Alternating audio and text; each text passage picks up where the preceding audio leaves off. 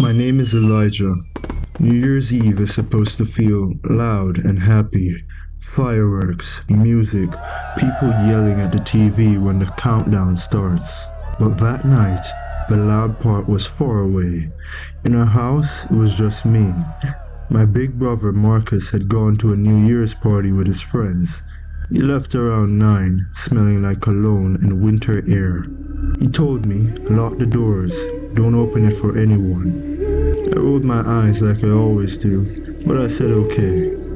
I didn't want to go out anyway. I'm not the party type. I was happy on the couch with a blanket, my phone charger, and my games. I played Clash Royale for almost an hour, leaning forward like it mattered. My thumbs moved fast. The screen flashed bright colors in the dark living room. I was having a great night until I played 3 games and it turned incredibly sour. My opponent dropped Evo Mega Knight and Hero P.E.K.K.A. as their first play in single elixir, like they weren't even trying to have a real match, just crushing me on purpose. Outside, snow fell in soft sheets. The street was quiet. Our porch light made the snow look like white dust floating in the air. When I got bored of the game, I opened Instagram. I scrolled without thinking. Videos, memes, people at parties already, sparkly dresses, loud music. I remember thinking, I'm glad I'm not there. Then I heard it, a knock on the front door. Not loud at first, just...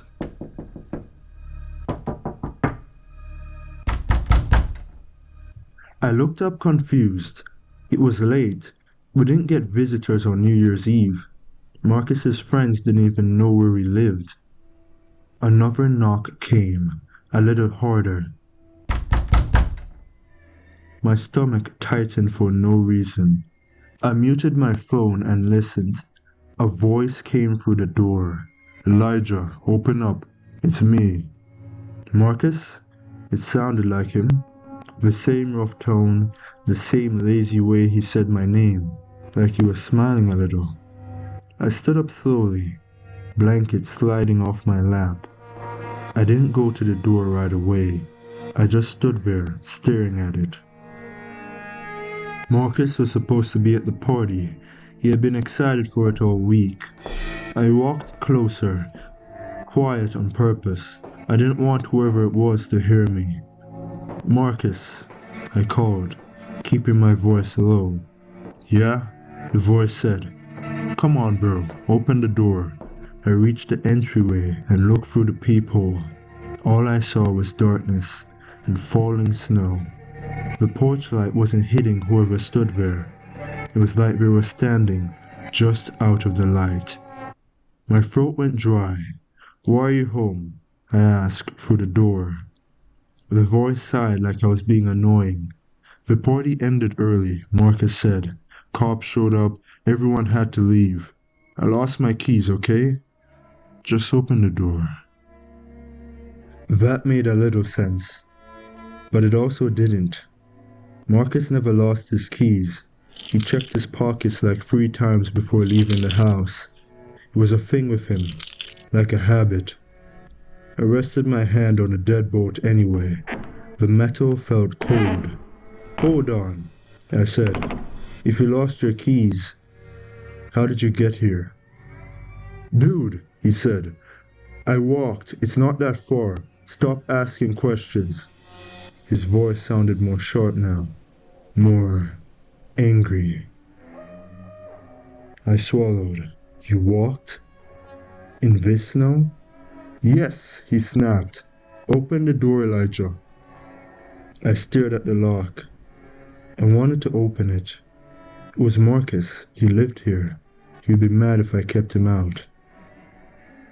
But something felt wrong, like a tiny alarm ringing in the back of my head. I tried to sound normal. Why didn't you use the back door? There was a pause. What? The voice said. The back door, I repeated. You always use it when you don't want to wake me up. Why are you knocking like this? Another pause. Too long. Then the voice got sharper. Because I don't have my keys, Elijah. Just open the front door. The way it said front made my stomach twist, like it was trying to keep me right there, talking, close to the lock. I took a step back from the door. My heart started to beat faster.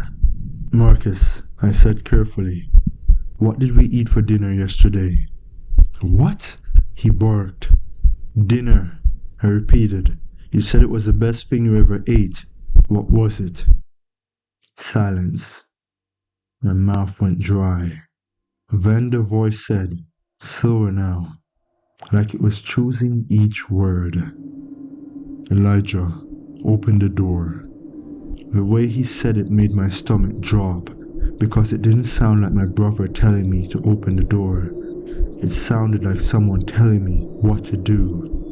I backed up until my shoulders touched the hallway wall. I didn't know what to do. I didn't want to call the police. What would I even say? Hi, someone at my door sounds like my brother. That sounds ridiculous, I said to myself. And then, my phone buzzed in my hand. At first I thought it was Instagram. Then I looked down. Incoming call. Marcus. I froze. The name on my screen glowed bright in the dark hall. At the same time, the voice at the door said, Elijah, open up. My body felt cold all over, because Marcus was calling me. But Marcus was also outside. That can't happen. My fingers shook as I answered. Marcus, I whispered. His real voice came through the phone. Yo, he said. You good? I almost dropped the phone. I put it on speaker without thinking. Where are you? There was a pause on the line, like he was confused. I'm at Jenna's? Marcus said. Why? I swallowed hard. Jenna's? Like your girlfriend? Yeah, he said.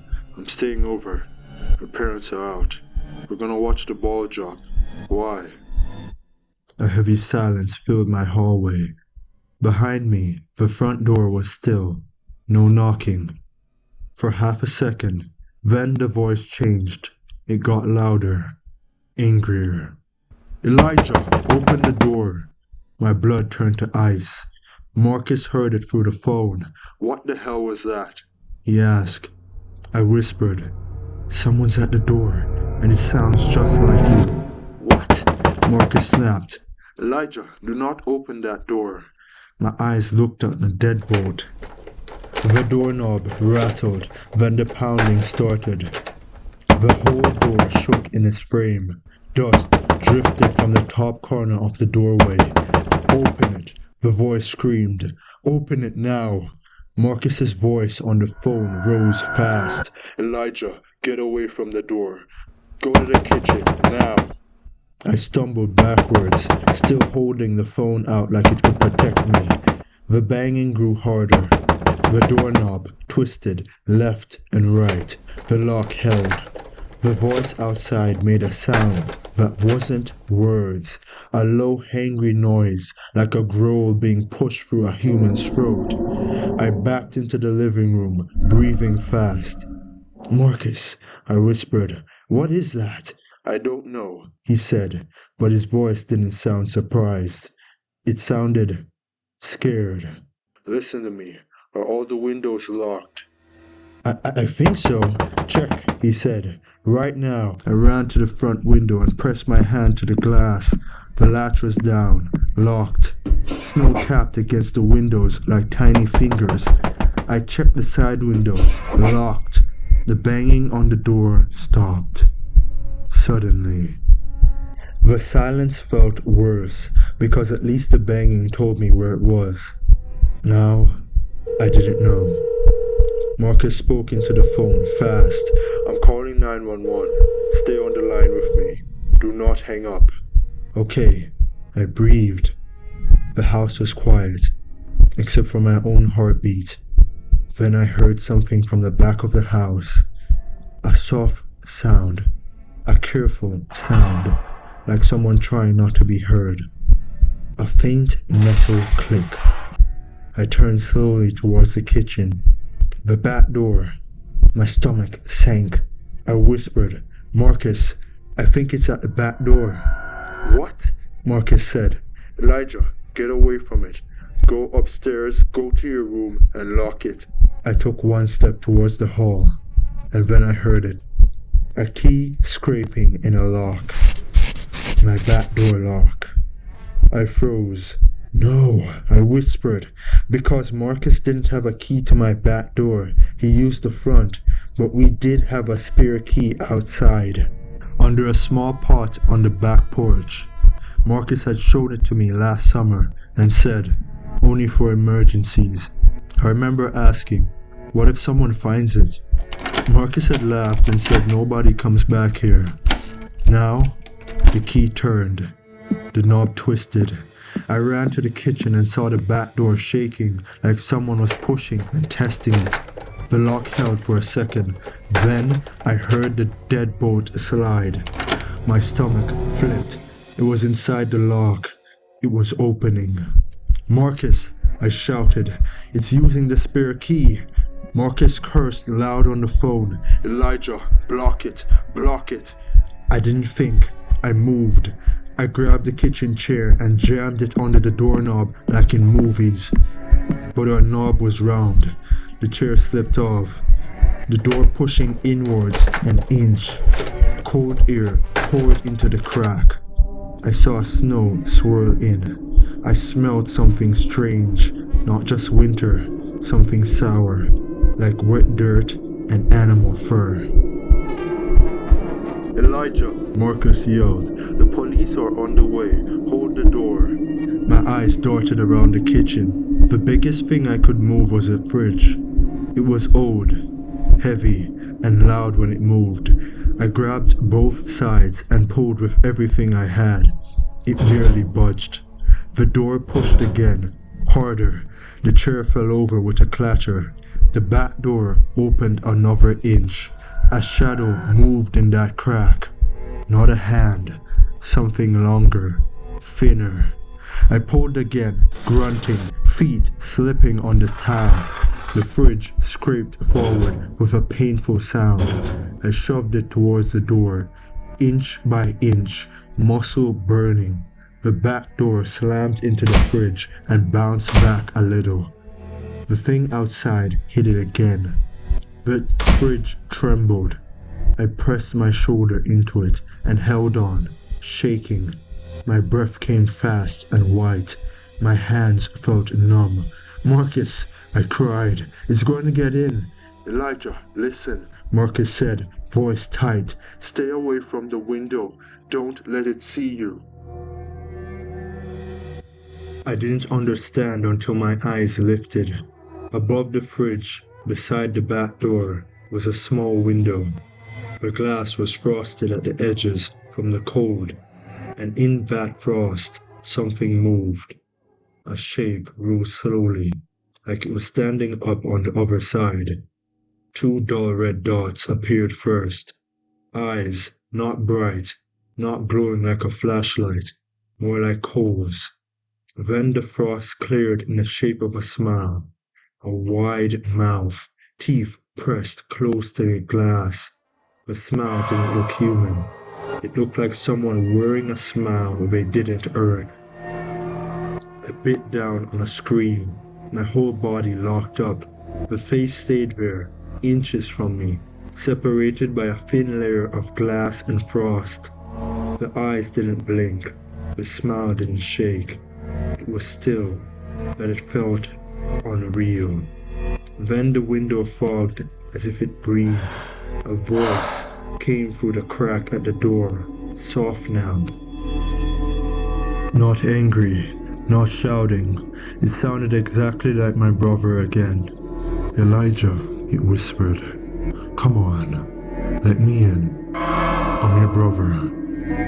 My eyes filled with tears. I shook my head hard. On the phone, Marcus said, "Don't listen to it. That's not me." The thing outside went silent. The face in the window didn't move. Then the smile stretched wider. like it was happy. Marcus said that, like it liked hearing him. The fridge shook again. I pushed back with all my might. My legs burned, my arms shook. The face at the window slid sideways, slow, like it was floating. Then it stopped again and stared right at me. The eyes were so dead and calm that it made me feel small. My phone speaker crackled. Marcus was talking to someone else. "Yes, my brother is home alone. Someone's trying to get in. Please hurry." I heard sirens far away. Very far, like a dream. The thing outside heard them too, because the banging stopped. All at once, silence. The fridge stopped shaking. The back door stopped moving. Even the wind sounded quiet.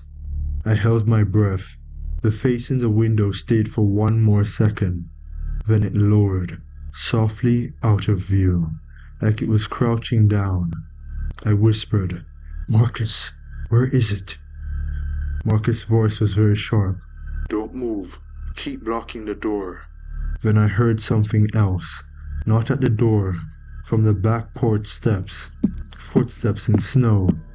Slow. Heavy. Walking away. Then another sound. A soft knock from the front door. Just one. My blood turned cold again. The thing had gone back to the front door, and it was quiet now. Patient, like it could wait. Marcus whispered, "Police are almost there. Stay inside. Don't open anything for anyone, even if they say it's me." I nodded, even though he couldn't see me. Then the voice came again, muffled from the front. My brother's voice, warm, normal, like nothing had happened. "Elijah," it called. "It's okay, bro. Open up. I'm sorry." A tear rolled down my cheek because it sounded so real. It sounded like Marcus after a fight. It sounded like home. But I remembered the smile in the frosted window and the eyes and the smell. I didn't answer. I stayed behind the fridge, shaking while the seconds crawled. Then blue lights flashed through the living room. Sirens cut through the night. A loud voice shouted, "Police!" The knocking stopped. I heard feet running through snow. Fast. Too fast. Then nothing. The officers found me in the kitchen, still holding the phone, still pressed against the fridge like it was the only thing keeping me alive. They checked the doors. They checked the yard. They checked the woods behind our house. They found the spare key pot knocked over. They found deep prints in the snow that didn't look right. Too long. Too wide. And the steps between them were too far apart. One officer looked at me and said, "You did the right thing by not opening that door." I nodded, but my voice was gone. Marcus rushed home as soon as possible. He hugged me so hard I could barely breathe. He didn't laugh about it. He didn't tease me. He just checked every lock in the house twice. And when he looked at the front door, his face went pale, because scratched into the paint right near the handle were 3 long lines, like someone had tested the door with a nail, like someone had been very close and wanted us to know it.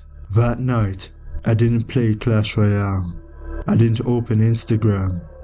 I just sat in my room with my phone face down because I kept thinking about the voice, how it sounded exactly like my brother, how it got angry when I asked questions, how it found the spare key anyways, and how for 1 second I almost opened the door.